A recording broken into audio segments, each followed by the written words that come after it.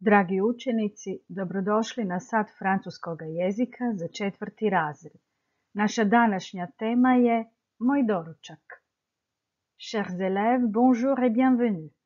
Aujourd'hui, notre thème est le petit déjeuner.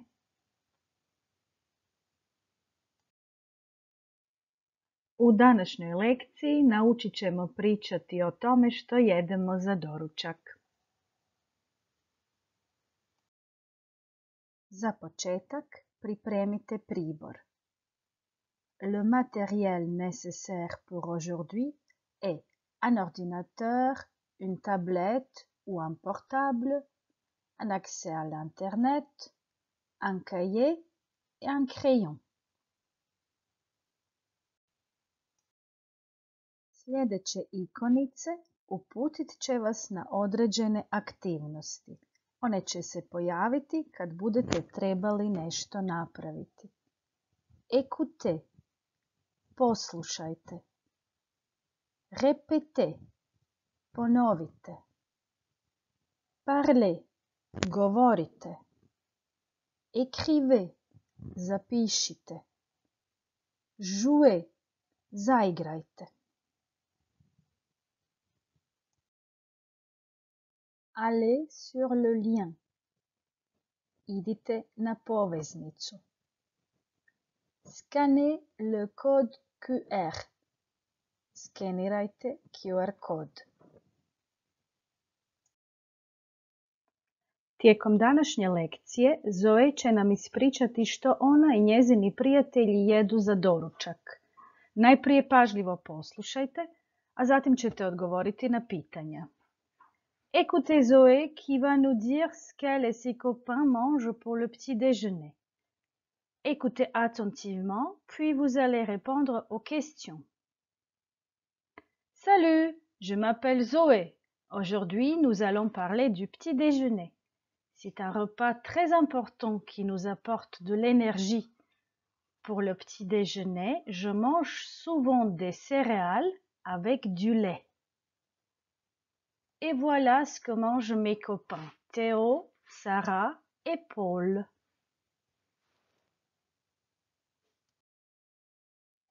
Ici, c'est Théo. Pour le petit déjeuner, il mange souvent des tartines avec du beurre et de la confiture. Il adore la confiture de fraises. Il boit du jus d'orange et parfois du lait.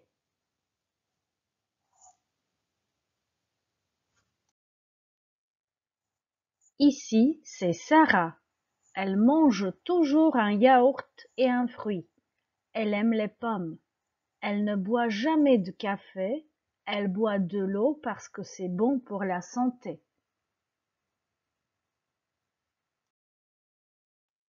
Et voilà Paul. En semaine, il mange souvent du pain grillé avec du miel ou un sandwich au jambon et fromage. Le week-end, il mange un croissant ou un pain au chocolat. Il boit toujours du thé. Dragi učenici, slijedi vaš prvi zadatak. Vratite lekciju na početak, do Zoe i zaustavite je. Pažljivo pročitajte tekst o Zoe i njenim prijateljima, pa odgovorite na pitanja koja slijede. Pitanja prepišite u bilježnicu. Chers élèves, vous allez maintenant lire le texte et répondre aux questions. Copiez les questions dans vos cahiers. A evo i pitanja. Qui mange des céréales au petit déjeuner? C'est Zoé, Théo, Sarah ou Paul? Qui adore la confiture de fraises? Qui boit toujours de l'eau? Qui mange du pain grillé?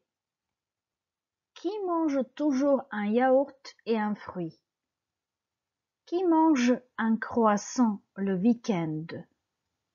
Qui ne boit jamais de café?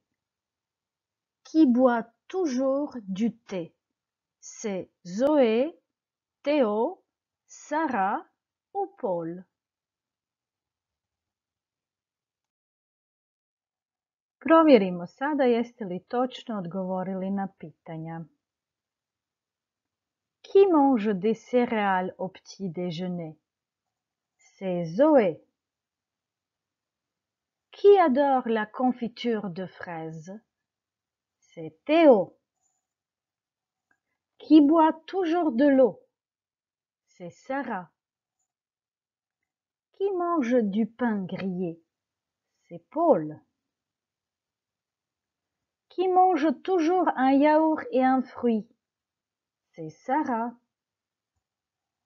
Qui mange un croissant le week-end? C'est Paul. Qui ne boit jamais de café? C'est Sarah. Qui boit toujours du thé? C'est Paul. Bravo!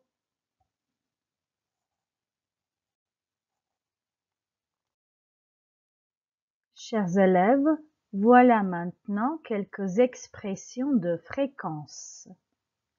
Izraze koje vidite vjerojatno ste primijetili u prethodnim rečenicama. Oni izražavaju učestalost, odnosno koliko često obavljamo neku radnju. Toujours, uvijek. Souvent, često. Parfois, ponekad. Rarement, rijetko. Ne jamais, nikada. Zaustavite sada video i prepišite ove izraze u bilježnicu zajedno s njihovim značenjem. Vous allez maintenant arrêter la leçon et copier ces expressions dans vos cahiers.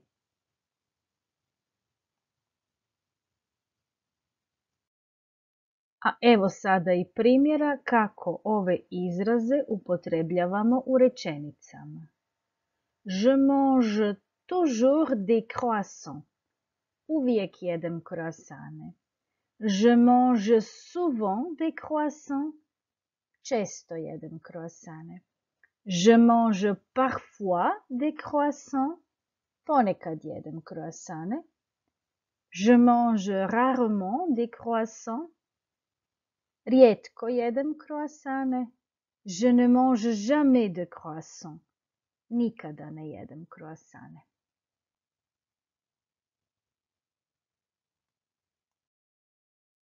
Dragi učenici, slijedi zadatak. Zaustavit ćete video i složiti rečenice od ponuđenih izraza. Napišite koliko često jedete i pijete predložena jela i pića za doručak. Chers élèves, vous allez maintenant arrêter la leçon et écrire quelques phrases dans vos cahiers en utilisant les éléments donnés. Je mange, je bois.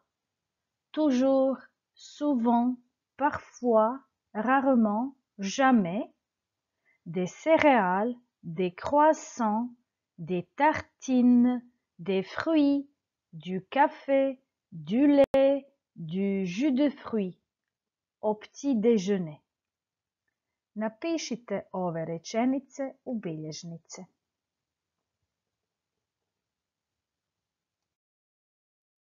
Dragi učenici, slijede dva zadatka izrađena u digitalnim alatima. Njima ćete pristupiti putem poveznica ili QR koda. Poveznica za prvi zadatak je bit.ly/4-petit ili očitajte ovaj QR kod. Vaš je zadatak odabrati točan odgovor prema prikazanoj slici.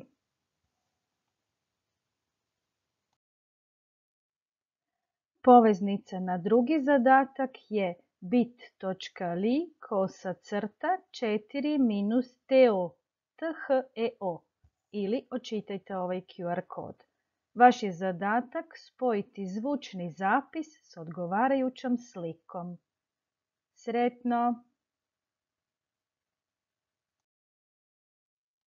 Slijedi još jedan zadatak. Zaustavit ćete lekciju, pogledati i proučiti slike, te usmeno odgovoriti na pitanje Qu'est-ce que Zoé mange? Chers élèves, regardez bien les photos, puis répondez à la question. Qu'est-ce que Zoé mange? Evo još dvije slike. Répondez à la question. Qu'est-ce que Zoé mange? I posljednje dvije slike. Répondez aux questions. Qu'est-ce que Zoé mange? Qu'est-ce qu'elle boit?